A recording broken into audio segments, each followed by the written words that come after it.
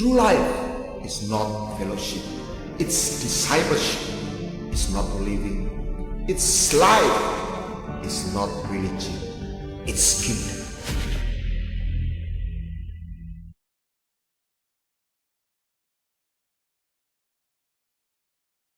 Jadi Tuhan itu mencari penyembah. Dan penyembahan bicara sebuah keintiman. Tuhan itu kasih, tapi dia tidak jatuh cinta kepada semua ciptaannya. Semua ciptaan itu tidak ada yang serupa, kecuali manusia. Dan dia tidak ingin membangun cinta hanya dalam kasih karunia, tapi dalam kasih karunia dan kebenaran. Karena kasih karunia dan kebenaran akan membawa orang itu kepada kemuliaan. Nah, untuk itu dia menyatakan kasihnya dalam sebuah hubungan yang disebut perjanjian. Jadi Tuhan tidak hanya mencintai dengan perasaan, tapi juga dengan perjanjian. Karena perjanjian itu, coba, dia membuat perjanjian dengan perjanjian. Kalau dalam bahasa teologi, Adamik, Noanik, Davidik, ya. Saya nggak hafal. Dia membuat perjanjian demi perjanjian dalam setiap era dan generasi. Nah, yang menarik ketika dengan Daud, dia nggak membuat perjanjian setelah dia membuat perjanjian secara bangsa, dia membuat perjanjian secara personal. Anak Tuhan itu harus seperti Daud, menerima perjanjian sebagai bangsa Israel, umat Tuhan secara umum, tetapi dia menerima perjanjian secara person. Aku mengikat perjanjian dengan Daud bahwa keturunannya akan bla bla bla bla. Amin. Melalui Yesus dan diteruskan dengan umatnya. Pokoknya perjanjian. Nah, satu hari Abraham minta mengajukan Ismail di hadapan Tuhan. Nah, di sini kata splitnya, paradigmanya terjadi. Ismail aku berkati, tapi perjanjianku kepada Ishak.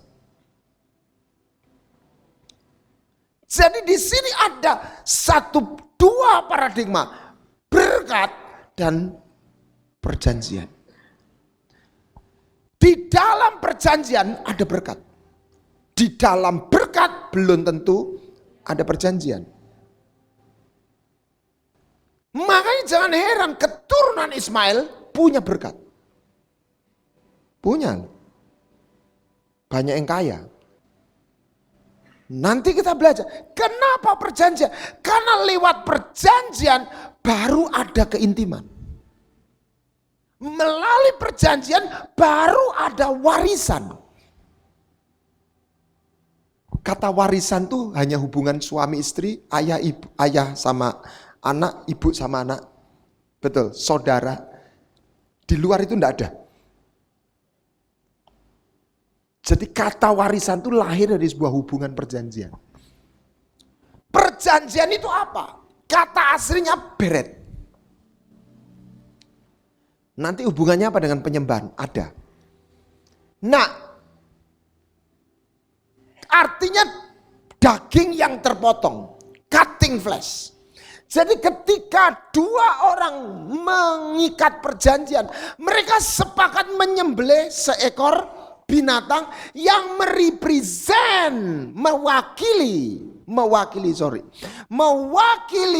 korban ini, mewakili pelaku ini. Apa yang dikorbankan? Bawalah kemari orang-orang yang kukasih yang mengikat perjanjian berdasarkan apa? Korban sembelih. Karena di zaman Abraham orang membuat perjanjian, dia menyembelih seekor binatang. Binatang itu mewakili mereka. Dan mereka melangkai binatang itu masing-masing. Mereka mengidentifikasi dirinya sebagai binatang itu. Aku hidup, aku menyerahkan diriku seperti binatang sembelihan itu kepadamu. Apa yang dikorbankan? Tubuh dan darah. Ini namanya perjanjian. Nah, ketika Tuhan mengikat perjanjian dengan Abraham, ini mengharukan. Abraham buat korban, tengah malam ada suluh apa? Berapi lewat. Artinya apa? Tuhan lewat. Artinya apa? Tuhan melangkah. Artinya apa? Tuhan mengikatkan dirinya. Jadi Tuhan yang Maha Kuasa tidak lagi bebas. Dia mengikatkan diri dengan sumpah.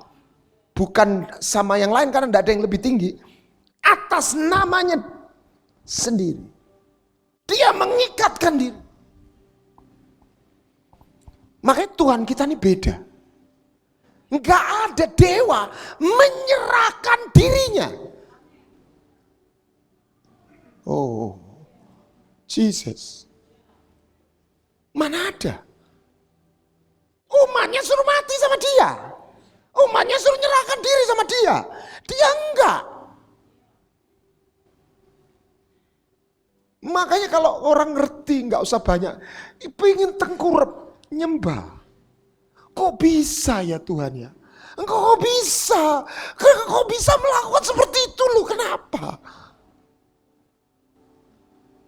Kalau Anda jadi Tuhan ya enggak lah. Rumahmu dapat real estate paling hebat. Sealam semesta namanya sorga. Ya kira-kira gitu. Kita kalau di Surabaya, Gra Family pindah ke Putraan aja nggak mau. Ini sorga turun ke bumi. Nah, saya ingin menyinggung ini. Apa bedanya Saul dengan Daud? Mereka diurapi, minyaknya sama, pendetanya sama. Samuel, banyak orang nggak tahu ini. Urapan Saul tidak kalah kurang dari urapan Daud. Yang membuat berbeda wadahnya, satu pakai buli-buli, satu pakai tanduk binatang. Buli-buli tidak ada, itu buatan manusia. Tidak perlu ada darah mengalir. Tapi tanduk binatang untuk dia tersedia harus ada binatang yang disembelih. Jadi itu bahasa alegoris. Saul menerima urapan tanpa perjanjian. Daud menerima dalam paradigma perjanjian. Dua-dua diurapi kalau khotbah. Pelayanan, pimpin pujian. Tapi di bawah permukaan itu beda. Nah, ibadah sejati perayaan atau perjanjian. Jadi sejak mula kita bicara sebuah hubungan. Nah, hubungan ini dia bangun dalam perjanjian. Nah, ibadah itu adalah membangun sebuah hubungan dengan Bapa, Tuhan, dan Raja. Tiga paradigma ini. Perayaan atau perjanjian. Perayaan itu tidak salah. Tapi hakikatnya itu perjanjian. Dan saya mendapatkan di Alkitab. Selalu perjanjian dulu, baru itu makan-makan. Jadi perayaan atau celebration itu adalah the joy of covenant. Sukacita karena perjanjian. Dan kata joy itu satu kata yang mengandung arti seperti wanita yang bersalin melahirkan anak, sukacita, tapi sebelumnya ada satu penderitaan. Kenapa ada sukacita? sukacita karena ada satu berkat yang dia datang melalui satu proses penderitaan. Itu joy. Yang menjadi salah ketika orang melakukan perayaan demi perayaan tanpa masuk dalam paradigma perjanjian. Jadi kalau orang nikah kan janji dulu, menyerahkan diri dulu di hadapan Bapak Pendeta dan Tuhan. Ya. Kalau pesta dulu itu namanya kurang ajar. Itu tatanan. Nah, sebagian gereja terjebak mau celebration tanpa pemahaman perjanjian. Karena sebenarnya perayaan itu jadi karena ada perjanjian. Lihat, setelah Ishak malah mengikat perjanjian dengan Abimelek, makan-makan. Yakub dengan Laban, makan-makan. Pokoknya setelah ada perjanjian, makan-makan. Anda cek di Alkitab. Makan-makan itu perayaan. Amin. Nah, apa itu perjanjian? Perjanjian itu tidak pernah terjadi kalau tidak dua arah. Hanya orang tidak sadar. Oh, perjanjian, inilah tubuhku. Perjanjian hanya terjadi ketika dua arah. Perjanjian itu harus dua pihak. Nggak bisa satu pihak. Nah, ikatannya adalah korban sembelihan. Apa yang dikorbankan? Tubuh dan darah. Dalam kurung apa darah? Hidup. Hidup. Tubuh dan hidup. Siapa yang lebih dulu mengorbankan? Memberikan? Tuhan. Kenapa Tuhan meminta Abraham mengorbankan anak? Siapa yang dikorbankan? Ismail atau Ishak? Nah ini. Domba. Dua-dua salah. Jadi the last minute, the whole.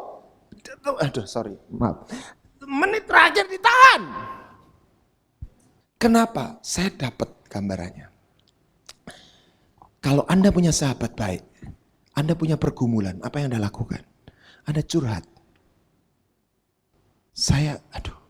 Apa yang sebenarnya Tuhan mau ngomong? Dengar. Dia mau ngomong gini, Abraham, engkau kan sahabatku. Aku pingin engkau merasakan apa yang kurasakan. Rasanya seorang bapak membunuh anaknya itu, mengorbankan anaknya itu kayak apa? Oh my God. Dia nggak pernah minta Abraham itu benar-benar nyembelih. Tapi rasakan aja di perasaanmu. Wow, saya bilang, itu saya. Saya ini nggak buat cinta. Itu, oh ya aku cinta. Makanya Tuhan itu beda. Baca kitab Hosea. Makanya kalau nggak dipanggil jadi nabi, jangan jadi nabi. Aduh. Soro nabi itu. Untung saya tidak jadi nabi. Hosea. Coba bayangkan. Diam-diam. Hosea. Ya Tuhan. Pergi. Hampiri. Datang. Nikahi. Perempuan sundal. Kok perempuan sundal Tuhan? Ya nikah sama perempuan baik-baik. Ini imajinasi saja. Ya itu aku. Aku tuh nikah sama bangsa yang suka bersundal. Tapi tak nikahi. Aku pingin kamu bisa ngerasakan ini di sini. Waduh. Terus si pelacur ini dinikahi sama Pak Hosea. Jadilah dia Bu Hosea. Bayangin dari pelacur jadi Bu Hosea. Jalan waktu. Dan Bu Hosea merasa masih cantik dan muda. Kumat melacur. Setelah punya anak 2. Melacur lagi. Dia pergi, dia melacur. Hosea marah. Perempuan gak tahu diuntung. Pergi sana. Ya sudah.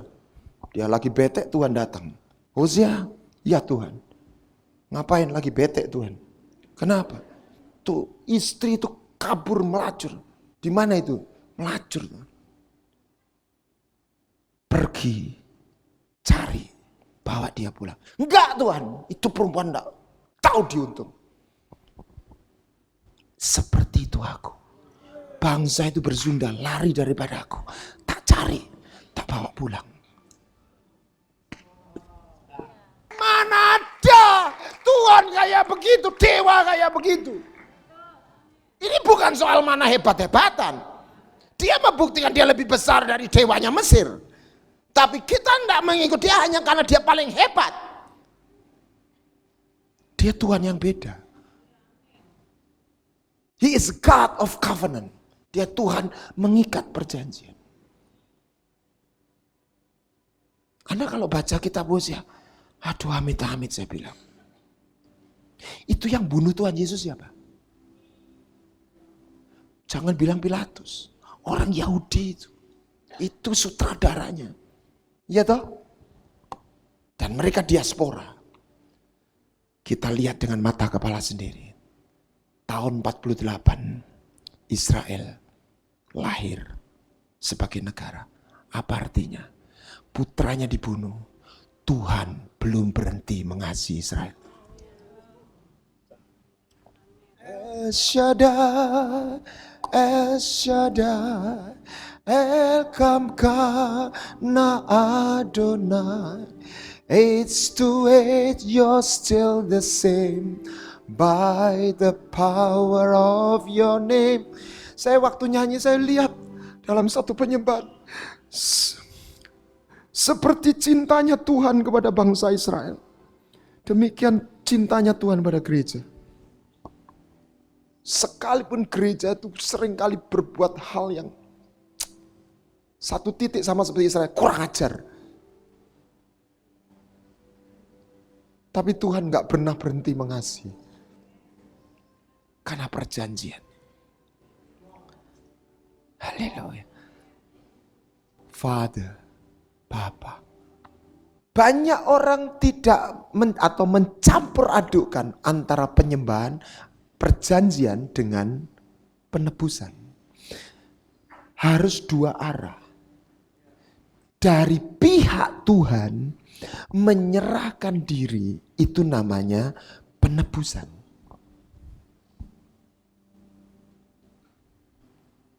Tapi belum perjanjian. Terjadi ketika dari pihak orang pilihannya menyerahkan tubuh dan hidupnya. Itulah penyembahan.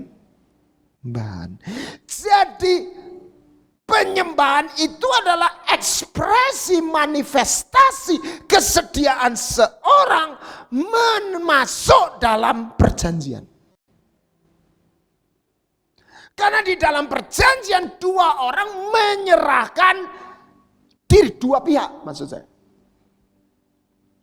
Tubuh dan hidupnya. Nah, yang menjadi catatan, ingat, inilah dasar penyembahan. Apa bedanya pacaran dengan nikah? Pacaran itu kan orang sama sukanya toh. Orang pacaran kan bisa ngomong gini, hatiku milikmu, setuju? Setuju? Tubuhku. Tubuhku. Belum. Ini sorga, ini bumi. Maka keluarlah tatanan sorga diwujudkan di bumi. Tidak boleh ada hubungan intim dalam pacaran. Kenapa? Karena pacaran bukan perjanjian. Orang mau intim sama Tuhan, masuk dulu dalam perjanjian.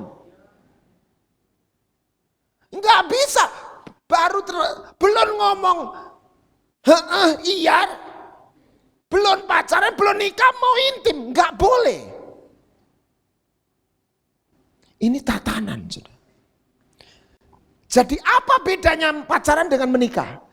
Pacaran itu sudah menyerahkan hati.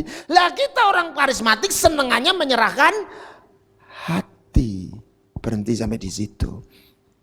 Padahal penyembahan itu menyerahkan hati, tubuh, dan hidup. Kita akan simulasi nanti. Mulai bayangkan, ini paradigma. Serahkan apa? Tubuhmu. Bukan cuma hatimu, tubuhmu. Dan ketika orang melakukan di situ, berarti Tuhan diizinkan berdaulat atas tubuh. Di situ saya melihat mulai terjadi orang sakit sembuh. Karena yang diserahkan bukan hati tok.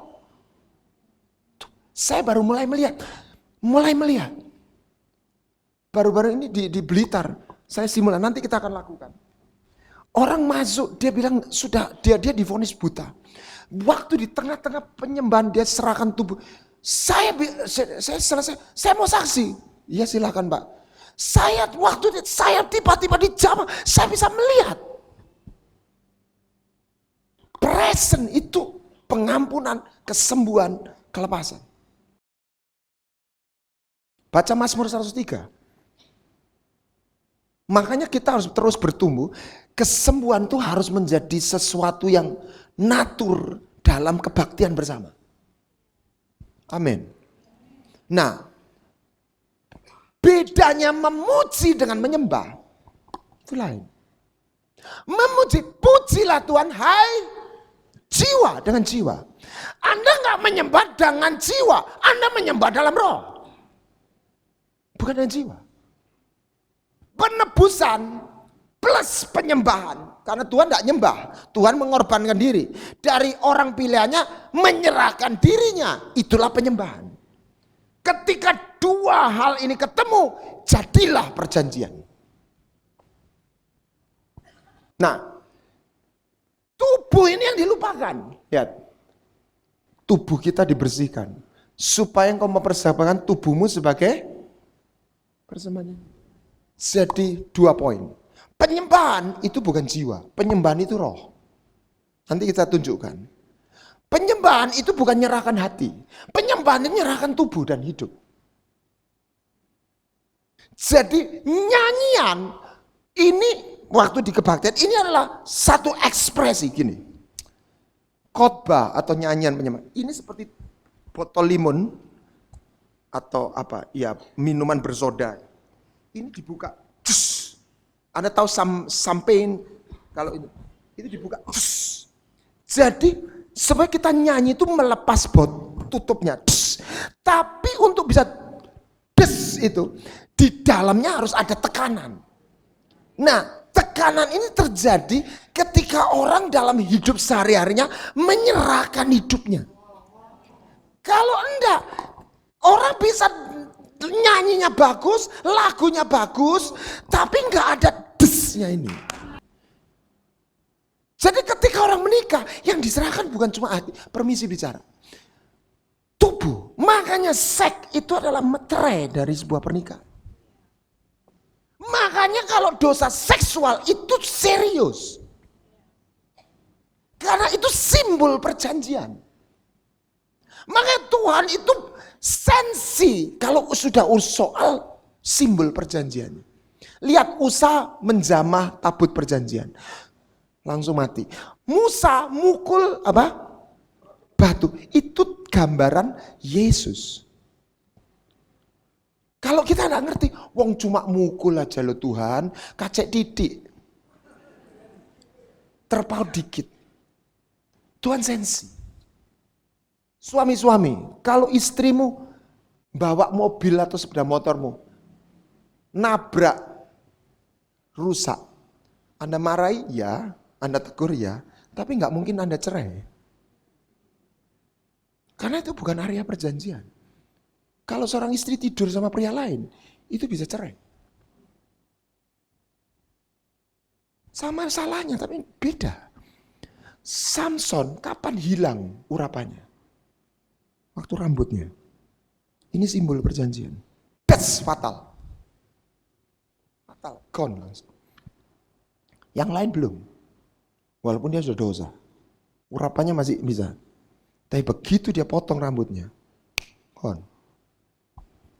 Kenapa Elia habis satu keluarga? Karena Hofni Pinehas mengambil korban sembelihan. Simbol percaya. Why do you kick, bahasa Inggrisnya? Kenapa engkau menghina korban sembelihan? Jadi Tuhan tuh sensi kalau soal ini. Seks itu hal yang sensitif dalam pernikahan. Jadi ini hubungannya ini gambaran surga. Nah, bagaimana penyembahan itu? Bagaimana kita jadi penyembah? Lihat, iman kita kan dimulai Paskah. Paskah toh. Paskah itu apa? Anak sulung, ini bangsa Israel, mati, yang Mesir. Yang Israel enggak. Sejak itu Tuhan bilang, semua anak sulung punya saya. Sebelum itu dia enggak ngomong gitu, betul? Karena dibayar. Lah kenapa kita jadi orang Kristen? Kita ini buat saya, Anda itu termasuk anak sulung di mata Tuhan. Tuhan bilang apa? Kamu punya aku. Apa bedanya agama dengan Injil? Agama Anda milih. Injil, Anda dipilih. You punya aku. You punya aku. You punya aku. Jadi itu gambarannya, you anak sulung, kamu punya aku. Nah, tapi semua yang lahir itu anak sulung, itu harus jadi dipersembahkan pada Tuhan. Ini jadi punya saya, semua kuduskan semua, ya toh? Manusia maupun binatang. Nah, hanya kamu harus menebus anak sulung manusia, anak sulung binatang yang najis haruslah kamu tebus. Punyaku, tapi belum langsung jadi persembahan. Kenapa? Binatang tidak bersih, najis. Israel itu punya binatang berapa macam sih? 2 macam. Keledai sama domba, kambing. Ini bersih, ini najis. Nah, kalau keledai itu binatang najis. Anak sulungnya, ini punya aku. Tapi dia tidak bisa jadi karena kotor. Jadi harus ditebus oleh domba, binatang bersih. Binatang bersih ini yang dipersembahkan. Jadi sekalipun itu punya tuh, tidak bisa menjadi persembahan atau penyembahan kalau tidak bersih. Keledai haruslah kau tebus dengan seekor domba. Kalau tidak tebus harus kamu. Ini tatanan penyembahan. Setiap anak pulung harus kau tebus. Jadi binatang tidak bersih ditebus. Binatang bersih disembelih. Saya tanya Anda bersih atau kotor? Kalau Anda jawab belum bersih, Anda masih selamat. Tidak disembelih. Kalau sudah bersih, siap-siap disembelih. Sekarang jawab, bersih atau kotor? Najis atau kotor? Wah, serba salah ya. Najis nggak enak juga. Kalau bersih, siap-siap disembelih. Jadi Tuhan kasih, tapi dia nggak bisa nerima barang yang kotor. Kita boleh lapar, tapi kalau daging tikus kita nggak mau. Sulung keledai ditebus. Nah, manusia, tapi anak sumbu domba tidak kok langsung disembelih, darahnya disiramkan misbah. Jadi bau yang menyenangkan. Tunggu sebentar. Anak sulung ditebus orang Lewi yang dipersembahkan. Nah, bagaimana orang Lewi yang kotor ini, ya toh, bisa jadi dia harus melewati sebuah transformasi dari anak jadi imam. Sebab hanya imam yang boleh menjadi persembahan. Nah, di sini bedanya penyembahan dan memuji dan mengucap syukur. Ku masuki gerbangnya dengan hati bersyukur, halamannya dengan pujian, dan di sini penyembahan. Loh, kalau gitu nggak boleh memuji, boleh. Tapi seperti layangan, kalau sudah naik, kita jangan terlalu banyak gerak. Jadi jiwa itu mulai sebagai satu conditioning. Pujilah Tuhan, hai jiwaku. Tuhan juga menerima. Ini mengakui kebaikannya, ini mengakui kuasanya. Tapi di sini baru berjumpa dengan kemuliaannya. Nah, setelah orang masuk di sini, jiwa ini harus lebih mundur, bukan hilang. Tapi harus di belakang, harus follow. Pertama dia ngelit, berikutnya dia lepas. Air ketubas 9 bulan di kandungan ibu, dia berfungsi. Setelah itu lahir dia harus lepas. Jadi ketika orang sudah masuk di sini, dia jiwanya harus di belakang. Jadi pemimpin pujian, penyembahan, kalau udah masuk dalam satu level, jangan terlalu banyak berinisiatif. Amin. Jadi jiwa harus Saya pernah mengalami nyembah dalam satu training 2 jam. Saya berhenti nyanyi, saya diam, saya cuma jemaat atau para pelayan Tuhan itu tetap nyembah. Itu seperti layangan, nggak ditarik pun nggak turun. Udah jadi. Mata mereka nggak lihat ke saya, mata mereka lihat ke atas. Yang di depan ini dilupakan, karena langitnya udah buka. Udah sibuk sama ini. Saya cuma paling milih lagu, mereka nyanyi. Saya enggak harus, saya nyembah, tapi saya enggak nyanyi. Tapi nyanyiannya tuh, nah kalau memuji lain. Kalau ini nyanyi, dia nyanyi. Ini berhenti, ikut berhenti jemaat. Itu soul. Bukan berarti salah, enggak. Tapi Anda harus lanjut, bukan cuma di jiwa. Nah hari ini terlalu banyak gereja, itu sebenarnya masuk di jiwa. Gayanya memuji apa? Perform. Akhirnya kata kuncinya perform. How to perform. Bukan berarti nggak boleh, boleh. Tapi itu harus menjadi pelengkap. Nggak boleh, bukan esensinya. Kalau makanan itu bukan bahannya, itu bumbunya. Jadi itu memuji dan menyembah itu beda. Tapi bukan berarti memuji nggak boleh, boleh. Tetap harus ada. Nah, bagaimana orang itu bisa masuk sini? Karena penyembahan itu di sini. Nah, Anda lihat kalau di Bilangan 7 ayat 89, ini keren. Tuhan bicara di atas tutup perdamaian di antara 2 sayap kirub. Itu ada gate, itu alam sorga keluar, buka. Jadi imam besar itu ketemu Tuhan di sini. Ini kayak film-film ini. Musa, Tuhan bicara sama Musa di situ. Musa, suaranya dari alam surga. Itu dibuka. Di sini kata kuncinya perjumpaan. Haleluya. Nah, gimana seorang bisa masuk ke sini? Ke ruang kudus dulu. Nah, waktu Yesus mati, tirainya ruang kudus sama ruang kudusan. Jadi umat perjanjian baru, nggak perlu harus masuk ini, sudah sampai sini. Di sini pun dia bisa lihat sudah. Lihat dari jauh tapi dia sudah mulai melihat. Tadi kita bicara melihat. Siapa yang boleh masuk? Hanya orang Lewi, belum berhenti sampai dia. Anak atau keturunannya Harun. Kita ini jatahnya bukan cuma orang Lewi, keturunan Harun, imam besar. Kita ini anaknya imam besar Yesus Kristus. Jadi target jatahnya kita ini bukan di sini, di sini. Worshipper. Lah gimana seorang anaknya Harun bisa masuk di situ? Dia nggak otomatis bersih karena dia anaknya Harun. Dia melewati 3 ini. Mesbah korban bakaran, kolam pembasuhan, dan minyak urapan. Plus cukup. Anda mau jadi penyembah, Anda harus terima 3+1. Anda gak bisa terima cuma darah. Tapi itu, ya ini tatanan surga.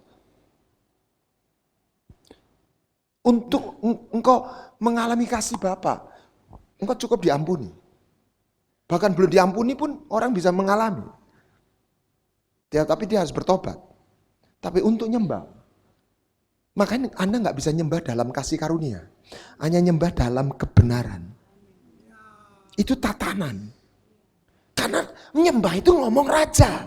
Kalau Bapak nggak pakai tatanan. Karena dia bicara cinta. Kalau raja itu bicara tatanan. Dan Tuhan tidak melakukan cintanya di luar tatanannya. Saya tunjukkan. Siapa percaya Tuhan itu kasih? Saya percaya Tuhan ingin semua orang selamat. Siapa percaya Tuhan Maha Kuasa? Pertanyaan keempat, apakah Tuhan menyelamatkan semua orang? Logikanya masuk nggak? Kan nggak masuk. Dia cinta, katanya dia Maha Kuasa, dia menjamin orang semua selamat, ya toh? Kok nggak diselamatkan semua? Loh, coba. Dia cinta, dia Maha Kuasa, dia ingin semua orang. Tuhan itu nggak bisa. Jadi Tuhan itu susah loh, nggak mudah. Dia Maha Kuasa tapi dia nggak bisa bohong. Dia nggak bisa nggak adil. Ya, baru tahu jadi Tuhan itu susah. Dia tidak bisa menyelamatkan orang di luar tatanannya. Dosa harus dibayar dengan darah. Orang itu harus datang kepada anaknya. Itu cara Tuhan menyelamatkan. Ini tatanan. Kita nggak bisa, penting tulus, hatimu benar. Nggak cukup. Kalau Bapak cukup. Anda ngomong raja nggak cukup. Raja itu ada aturannya.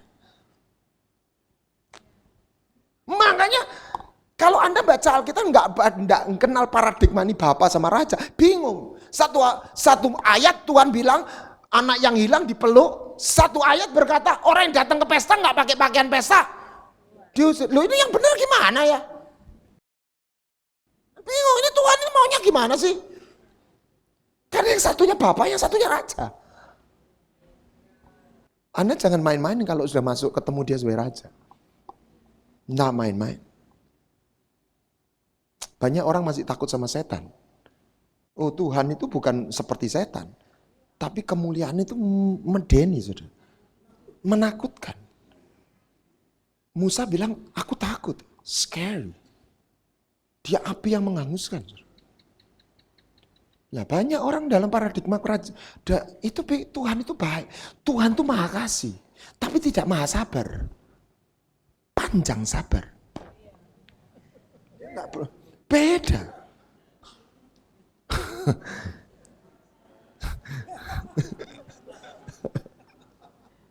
Dia gak berhenti mengasihi kita, tapi kesabarannya bisa habis. Paradigma. Saya tahun 2009 pertama kali mau launching Training Through Life. 2008 saya nulis buku belum selesai, akhirnya Januari, kapan bro? Ada teman saya, ya masih harus ditulis. Setelah lewat, tiba-tiba saya dengar suara. I command you. Saya perintahkan kamu. Finish it. Saya sampai, yes Lord. Itu dia bicara bukan sebagai Bapa. Di momen itu saya tahu. Dia bicara sebagai Tuhan dan Raja. I command you. Saya masih ingat. I command you. Finish it. Itu Anda harus tahu. Lah kalau anak yang nggak ngerti, cengar-cengir, bahasa Jawanya cengengesan, digampar ya. Saya cerita gini, Tuhan Yesus itu bisa mecat. Bisa. Dia nggak akan mecat kita sebagai anak. Tapi dia bisa memberhentikan orang dari posisinya. Konglomerat, anaknya nggak becus. Berhenti yuk, balik. Percayalah, ada konglomerat, ada anaknya yang nggak boleh kerja, nggak boleh masuk di perusahaan. Kamu kerja bikin rugi, udah tinggal aja di rumah. Wah itu kalau secara manusia beruntung, nggak perlu repot, setiap bulan dikirimi duit 100 juta, 200 juta. Tapi dia nggak pegang tongkat. Dia nggak akan berhentikan kita sebagai anak. Tapi orang Tuhan bisa memberhentikan seorang dari jabatannya. Dia bisa mindahkan. Bisa enggak? Bisa. Menteri bisa pindah, bisa enggak? Bisa. Dia bisa nurunkan pangkatnya, bisa enggak? Bisa. Anda harus tahu. Makanya kalau beberapa supaya mereka kedapatan bisa dipercaya. Itu sudah ngomong bos, raja. Anda dan saya bisa dipercaya enggak? Kalau anak kayak apapun, aku tetap mengasihimu, nak. Anda lihat film Gladiator, itu bagus banget. Anaknya kaisar tuh bunuh bapaknya sendiri, tahu? Kenapa? Dia nggak bisa nerima warisan. Kenapa? Nggak pernah perang. Ini problem satu hamba Tuhan yang besar dan luar biasa. Soal warisan. Anaknya siapa pewarisnya? Kenapa dia suruh kita bertanding? Karena semua yang mau memerintah bersama dia harus punya jejak. Harus jejak, punya jejak. Harus ikut bertanding. Ini kerajaan, sudah. Nah ini raja, ini imam, saya hanya bicara imamnya, penyembahan. Masuk sini nggak cukup diampuni. Diampuni, dibersihkan. Ini darah, ya. Ini ayat-ayatnya. Imamat 8. Ini darah, pengampunan. Ini apa? Air. Wudu. Orang seberang ngerti wudu. Nggak ngerti penebusan. Ya. Ininya dihilangkan. Wudu. Kita ngerti penebusan. Lupa wudu. Kita sudah hilang, kata tahir itu hilang. Padahal untuk orang nyembah itu harus tahir. Bukan cuma gak berbuat dosa. Kesentuh mayat gak tahir. Ini secara apa? Perjanjian lama. Anda harus keep clean. Maka kata binatang najis itu Pak, unclean. Gak bersih. Orang yang penyakit pendarahan itu bukan berbuat dosa. Tidak bersih. Najis. Najis itu lain dengan dosa. Untuk Anda mengucap syukur, Anda nggak perlu bersih. Tapi untuk nyembah, Anda perlu tahir.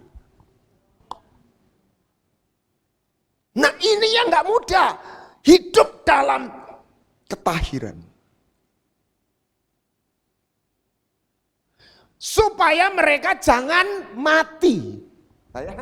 Kalau nggak wudhu mati nanti di ruang kudus. Jadi banyak orang mengajarkan main hati. Yang penting tulus. Tuhan tuh lihat hati. Iya, Tuhan lihat hati, Bapa. Tapi kalau raja nggak cuma lihat hati. Tatanannya kok genapi nggak? Ada mesbahnya nggak?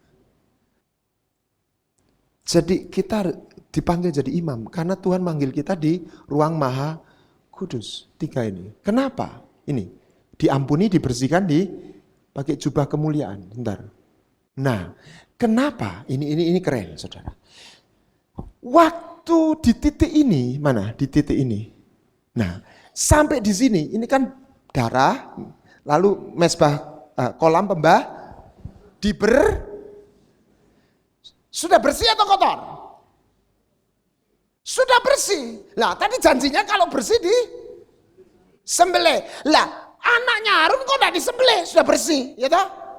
Kok malah dikasih minyak urapan, terus dikasih apa? Jubah. Nah, ini aduh. Karena bukan disembelih, kalau domba disembelih, kalau anaknya Harun dijadikan imam.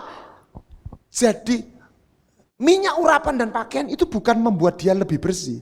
Tapi itu satu lapisan penutup untuk bisa membawa mereka masuk dalam kerajaan dimensi surga. Sebab darah dan daging tidak bisa ambil bagian dalam keilahian. Jadi semua kayu itu dilapisi emas. Ini darah daging harus diselimuti anointing. Kalau enggak bisa frekuensi Yesus nggak ketemu. Yang punya frekuensi sorga itu Holy Spirit. Makanya diurap itu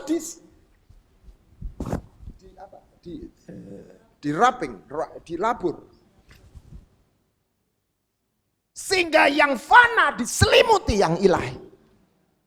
Kayu itu nggak bisa masuk ruang kudus, tapi kayu dibawa masuk diselimuti emas. Manusia pilihannya diselimuti dengan urapan, dengan pakai jubah. Nah, kenapa? Nah, ini bedanya. Kalau domba itu dijadikan korban bakaran. Tapi Tuhan untuk manusia, dia tidak dijadikan korban, a dead sacrifice. Tapi dia dipanggil jadi living sacrifice. Jadi Tuhan itu kenapa tidak nyembelih anaknya Harun istilahnya? Kalau domba bersih kan sudah disembelih. Tadi janjinya kalau najis ditebus, kalau bersih dipersembahkan, disembelih. Ini nggak disembelih, dibiarin hidup, dibawa masuk ke ruang kudus.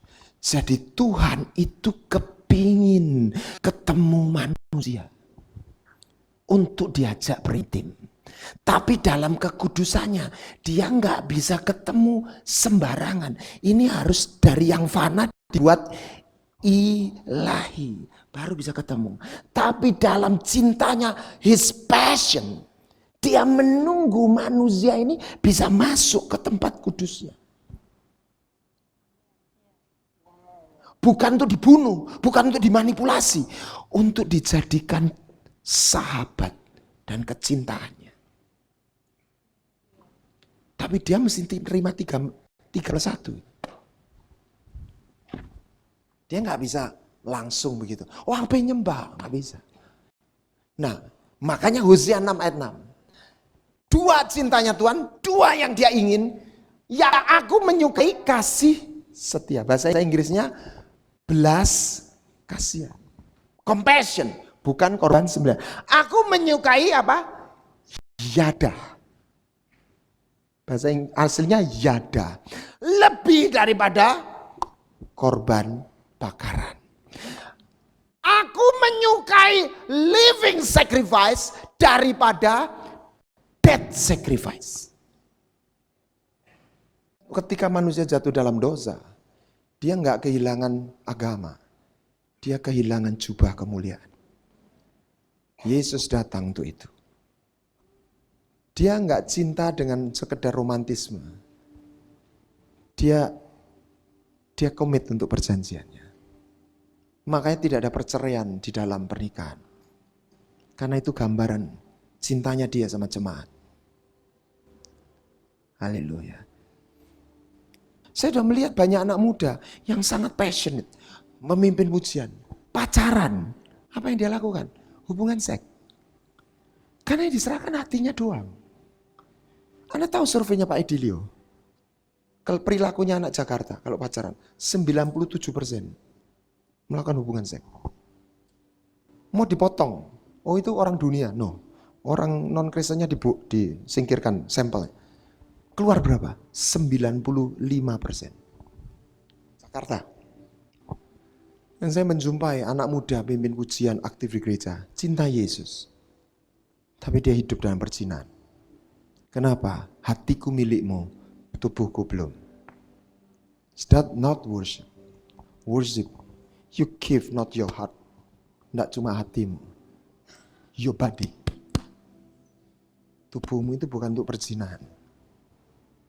Amin.